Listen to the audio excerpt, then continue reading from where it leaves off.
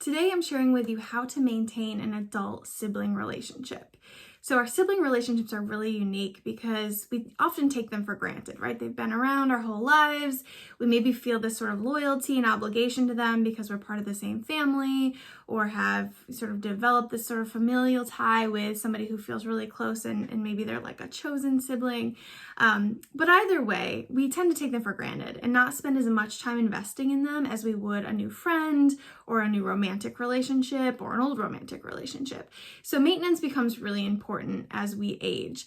There's some really unique things also about sibling relationships that we know from the research. So for example, that contact tends to be higher in childhood, it decreases a little bit in early and middle adulthood, and then it goes back up again in late adulthood. So siblings oftentimes will reconnect in later adulthood. We call these cradle to grave relationships because they are the only people that typically know us from when we're very little to when we're older adults. And so they can share a lot of memories with us. We can reflect back on things like our childhood with them in later adulthood. So that's part of why we see that resurgence in later adulthood. Commitment tends to remain high no matter that fluctuation in contact. So even if we're seeing our siblings less in middle adulthood, we tend to still rate our commitment to them and our obligation to them very high. But I want to encourage you to keep that contact high throughout the lifespan, and I'm going to tell you some ways to do that today. So no matter how hierarchical your relationship seemed when you were younger, and by that I mean one sibling seemed much older, or much more in charge, much more mature than the other, when we hit adulthood, things tend to kind of even out for siblings and become more equal or egalitarian. And so maintaining the relationship really is a two-way street, and it's the responsibility of both siblings in the partnership. It's not the way it always is, but it's something to strive for. So I'm going to talk about 5 ways to maintain a sibling relationship. These actually apply to any type of relationship, but I'll try to give some sibling specific examples here. So the first is positivity. So we like to be around people who are optimistic and cheerful and kind of fun to be around, and our siblings are a great source of that kind of fun and sort of remembering the joy of being younger if we're able to communicate in this way with them.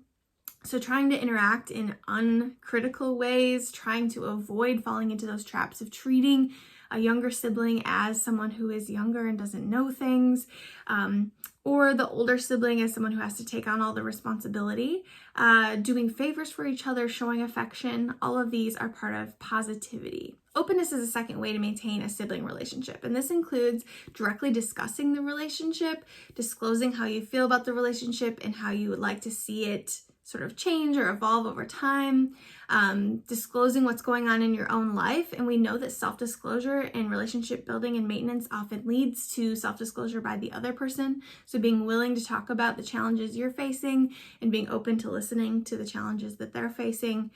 Giving advice, especially making sure that's a two-way street, right? It isn't always the older sibling giving advice to the younger sibling, but being open, if you're the older sibling, being open to advice from the younger sibling and vice versa.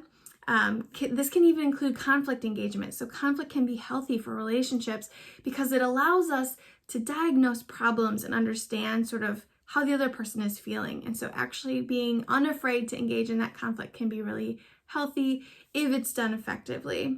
The third way to maintain a sibling relationship is through assurances. This one's especially important for sibling relationships because we're often part of the same family and we feel this sort of loyalty and obligation to one another and therefore take each other for granted. And assurances is all about making sure the other person doesn't feel taken for granted. So letting them know that the relationship is really important to you, how you feel about them, that you like spending time with them, that you want them to be part of your life, that you want them to be part of your kids' lives, that kind of thing. So expressing that sort of desire for continuing the relationship and sort of doing that explicitly, which is something we often don't do with family and especially siblings, can be really helpful for maintaining the relationship. The fourth way to maintain a relationship would be through social networks. So this is sort of built in families. This is really about sharing other people that you both know, right? So you're able to hang out with them, talk about them,